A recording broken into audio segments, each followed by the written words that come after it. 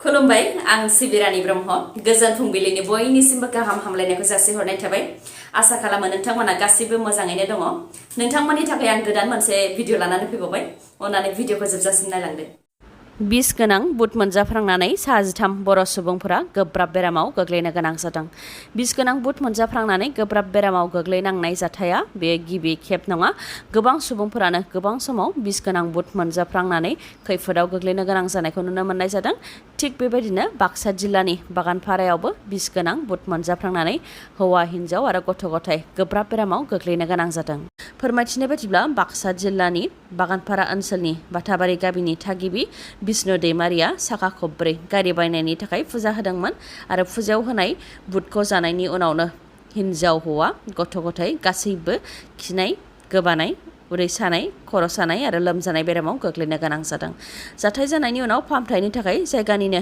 देहा फाहामसालियाव थिसननाय जादोंमोन नाथाय 63 गोब्राबसिनै बेरामाव गोग्लैनायलाय गोजौ फाहामथायनि थाखाय मुसलपुराव दैथायहरनाय जादों आसामाव फिन ट्राइबेल सुबुंफोरखौ आसाम सोरखारा होस्रांदों गुवाहाटीनि नलपारा आरो बरबारियाव बर' आरो ट्राइबेलफोरखौ होखारनायनि उनाव दा कार्बि आंलं अट'नमास काउन्सिलाव ट्राइबेल सुबुंफोरखौ होस्रांदों आसाम सोरखारनि बिथोन बायदियै दिपु लामदिंपाटनि 5 किल' ओनसोलाव होस्रांनाय हाबाखौ मावदों होस्रांजानाय रायजो राजाफ्रा फोरमायथिनाय बायदिब्ला बेफोर हाखौ लानानै कर्टआव केस होनाय जादोंमोन आरो केसआ सोलिगासिनो दंमोन केस सोलिफुबाय थानाय समावनो बेबायदि होस्रांनाया आयेननि बेरेखा खालामनाय जादों होननानै होस्रांजाग्राफ्रा फोरमायथिदों बेनि अनगायैबो होस्रांनायनि सानसे सिगांसो नटिसखौ हरदों नटिस हरनायनि अखानायैनो प्रसासना फैनानै होस्रांनाय हाबाखौ मावफैदों होननानै फोरमायथिदों आरो जेसिबिजों न' बां सिफायनायनि सिगां 5 मिनिटल' समय होदों होननानैबो दुखु फोरमायथिदों जेराव पुलिस प्रसासना जेसिबिनि मददजों न' बां सिफायनायखौ लानानै सासे ट्राइबेल सिख्लाया गोबां हेंथाबो होदोंमोन नाथाय सिख्लाखौबो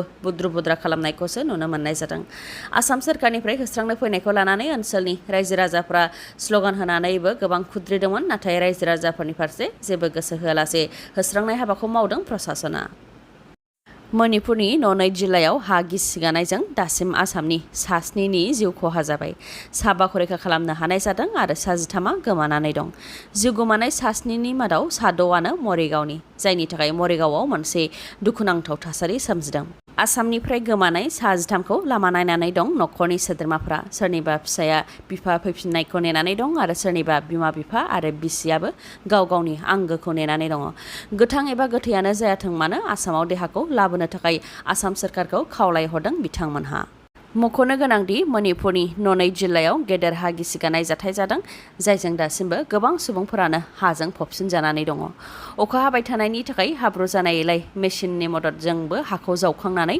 हा सिङाव फबसिनजानाय सुबुंफोरखौ नागिरनायाव जेंना जादों होननानै फोरमायथिदों मख'नो गोनांदि टुपुल रेलवे स्टेशननि खाथियाव रेलनि खामानि मावनो थाखाय थानाय केम्पआवनो हाजोनि हाया गिसिगानानै फबसिनफैदों जेराव केम्पआव गासै 81 सुबुंफोर दंमोन 81नि मादाव 26नि गोथै देहाखौ बोखांनो हाबाय 37आ दासिमबो गोमानानै दङ आरो 18खौ रैखा खालामनो हानाय जादों 26 थैनायनि मादावनो 18आ जवानफोरमोन आरो 7आ सरासनस्रा सुबुंफोर थैनाय जवानफोरखौ मान बावनानै गाव गावनि न'सिम दैथायहरनाय जाबाय बेनि अनगायैबो हा सिङाव फबसिनजानाय सुबुंफोरनि देहाखौ नागिरनाया दासिमबो जागासिनो दङ फैगौ एमपि इलेक्शननि थाखाय दानिफ्रायनो थाग थियारि जादों इउपिपिएल दोलोआ क'क्राझाराव सेन्ट्रेल एक्जिकिउटिभ मिटिं खुंदों जेराव प्रमद बर' एमबिआर फेरेंगा बिथांमोनजों लोगोसे माखासे बिबानाव थानाय दैदेनगिरि बिथांमोनहाबो बाहागो लादोंमोन सेन्ट्रेल एक्जिकिउटिभ मिटिंआव रांखान्थिजों लोगोसे गुबुन गुबुन बिथिङाव माबोरै आब्रुथि लाबोनो हायो बेनि सायाव सावरायनाय जादों होननानै प्रमद बर' बिथाङा फोरमायथिदों बेनि अनगायैबो सिडब्लिउसिनि मेम्बारफोरखौ सोलाय सोल' खालामनो थांखि लानाय जादों इउपिपिएलनि संबिधानखौ एमेन्डमेन्ट खालामनाय जादों जाय मैयानिफ्रायनो जागायबाय आरो बेफोरनि अनगायैबो फैगौ एमपि इलेक्शननि सायावबो सावरायनाय जादों आरो बेनि थाखाय थाग थियारि होननानै बुंथियो बिआर फेरेंगा बिथाङा लोगोसे बिथाङा बुंथिबावदों दि इउपिपिएल दोलोआ हारसिङैनो एमपि इलेक्शनखौ गेलेनो थाखाय थाग थियारि जायनाखि इउपिपिएल दोलोखौ बिटिआरनि रायजो राजाफोरजों लोगोसे गासै आसामनि थागिबिफोरानो मदद होदों बेनिखायनो फैगौ एमपि इलेक्शनाव इउपिपिएल दोलोआ देरहानो हानानै मिरुआव सोरखार दानायाव मदद होनो हागोन आरो इउपिपिएल दोलोआ हारसिङैनो बिसायख'थिखौ गेलेनो थाखाय थाग थियारि होननानैबो फोरमायथिबावो बिआर फेरेंगा बिथाङा थांनाय 31 जानुवारियाव गुवाहाटीनि नलपारायाव आसाम पुलिस आरो हाग्रा बिफानजों होखारजानाय गं 51 बर' नखरफोरनो United Tribal Organization of Assam UTOA आ थिं राननानै हैदों। थांनाय 19 निफ्राय 23 फेब्रुवारिनि गेजेराव UTOA आ AIVV जों इन्टारनेशनेल लेभेलनि ट्रेनिं जादोंमोन। बेयावनो नलपारायाव होस्रांजानायनि सोमोन्दै सावरायलायनानै AIVV नि बानजायनायावनो गं 51 बर' नखरफोरनो बान मोनसेयै थिं राननानै होनाय जादों होननानै फोरमायथिदों UTOA निफ्राय। लोगोसे फोरमायथिबावदों दि नलपारायाव बर'फोरखौ होस्रांनायखौ लानानै indigenous tribal Sahitya Sabha of आसामनि बर', राभा, गार', मिसिं, कार्बि, देउरि आरो डिमासा गासै 9 ट्राइबेल साहित्य सभाया आसामनि गिबि मन्थ्रिनो थांनाय 6 फेब्रुवारियाव गोसोखां बिलाइ गथायदोंमोन। बे लेखायै आसामनि गिबि मन्थ्रिया रेभिनिउ कमिशनारखौ न' बां सिफायनायनि सायाव रिपर्ट होनो थाखाय बिथोन हरदोंमोन। बेनि उनाव रेभिनिउ कमिशनारा डिसिनो आरो डिसिआ DFOनो बिथोन हरदोंमोन। नाथाय बेनि सायाव दासिमबो आसामनि गिबि मन्थ्रिया राहा लाथ'वाखै होननानै फोरमायथिदों बिथांमोनहा। बेनि अनगायैबो जायनाखि नलपारायाव बर'फोरखौल' होस्रांनाय जादोंमोन आरो बर'फोरनि सोरगिदिं गोबां गुबुन हारिनि सुबुंफोर दंमोन, बेनिखायनो उननि समाव बर' आरो ट्राइबेल सुबुंफोरखौ होखारबावोबा UTOA गोख्रों हेंथा होगोन होननानै फोरमायथि बिथांमोनहा। नलपारानि अनगायैबो थांनाय 13 मेयाव बरबारियाव बर', मिसिं आरो गुबुन गुबुन हारिनि सुबुंफोरखौ होखारनाय जादों, जायजों बर'फोरानो बांसिन खहा जादों। बेखौ लानानै थांनाय 20 मेयाव ट्राइबेल संघ, जिल्ला बर' थुनलाइ आफाद, एबसु आरो गुबुन गुबुन आफादफोरा जयैनो धरना होदोंमोन। बेनि उनावनो आसामनि गिबि मन्थ्रिया बरबारिनि न' बां सिफाय जानायनि सायाव रिपर्ट होनो थाखाय कामरुप मेट्र'नि डिसिखौ बिथोन होदोंमोन। बे लेखायैनो डिसिआ फैगौ सप्तायाव गासै आफादफोरखौ लोगोआव लाफानानै 91 होखारजानाय नखरफोरनिफ्राय सायख'नानै जि हा एबा कम्पेनसेसन होनांगौ बेखौ होनाय जागोन होननानै डिसिआ खोथा होदों होननानैबो फोरमायथिबावो बिथांमोनहा।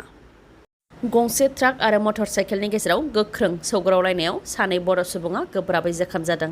जोखोम जानायफोरनि मुङा फारियै मुकेश बर' आरो सन्जय बर'। बाक्सानि खामारदैसा लक्की बाजारनि साखाथियावनो जादों बे जाब्रबथाया। भुटाननिफ्राय फैनाय BP 2A 9387 नंनि गंसे ट्राक आरो मटर साइकेलनि गेजेरावनो गोख्रों सौग्रावलायनाय जाथाया जादों, जायजों बाइकजों फैनाय मुकेश बर' आरो सन्जय बर'आ गोब्राब जोखोम जादों। उनाव बिथांमोनखौ फाहामथायनि थाखाय दैथायहरनाय जादों।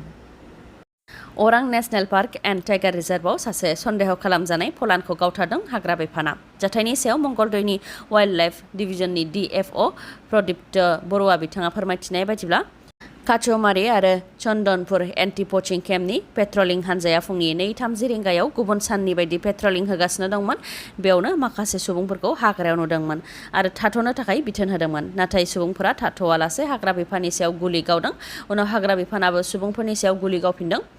उनाव बे गावलायलायनाय जाथायथिलिनिफ्राय सासे सुबुंनि गोथै देहाखौ मोननाय जादों। मुङा साबेद आली, 35 बोसोर बैसोनि आरो गावथारजानाय साबेद आलीखौ फलान होननानै सन्देह खालामदों हाग्रा बिफाना। मानोना थैनाय समाव साबेद आलीनि गोथै देहाजों लोगोसे सिखा आरो बेगबो मोननाय जादोंमोन, जेराव बेगनि सिङाव जाग्रा लोंग्रा आदारबो दंमोन।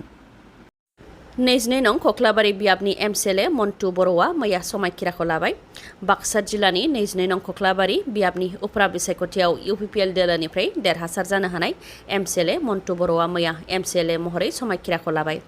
BTSनि गाहाय प्रमद बर', बिथांजों लोगोसे MLA लरेन्स इस्लारि आरो BTSनि गुबुन गुबुन बिफाननि मावफुं सोद्रोमा बिथांमोननि नुजाथिनायाव BTC सेक्रेटारियेटआव खुंफुंनाय मोनसे हाबाफारिनि गेजेरजों BTSनि बुंथिगिरि खाथिराम बर'आ मन्टु बर'खौ MCLA महरै समायखिरा लाहोदों। नागालेण्डनिफ्राय साद' KLOआव जइन जानो थांनाय सोद्रोमाफोरखौ हमदों। नागालेण्ड पुलिस आरो आसाम पुलिसनि जथाय अपारेशन खालामनायाव नागालेण्डनि मन जिल्लायाव साद' KLOआव हाबनो थांनाय सोद्रोमाफोरखौ हमनो हादों। मुंफोरा फारियै सोनाब बंग'निफ्राय आपन बर्मन 25 बोसोर बैसोनि, तापस राय 25 बोसोर बैसोनि, मनज राय 26 बोसोर बैसोनि आरो क'क्राझारनिफ्राय बिष्णु बर्मन 16 बोसोर बैसोनि, बिप्लब राय 24 बोसोर बैसोनि आरो बिश्वजित राय 36 बोसोर बैसोनि। KLOआव जइन जानो थांनाय साद' सोद्रोमाफोरखौ थांनाय 30 जुनावनो नागालेण्डनि मन जिल्लायाव हमनाय जादोंमोन। दा क'क्राझार फारसे बिथांमोनखौ लानानै फैनाय जाबाय। दिनैनि भिडिअ'आ एसेनोसै। नोंथांमोना जुदि भिडिअ'खौ मोजां मोनदोंबा लाइक, कमेन्ट आरो शेयार खालामनो दाबाव। गोजोन्थों।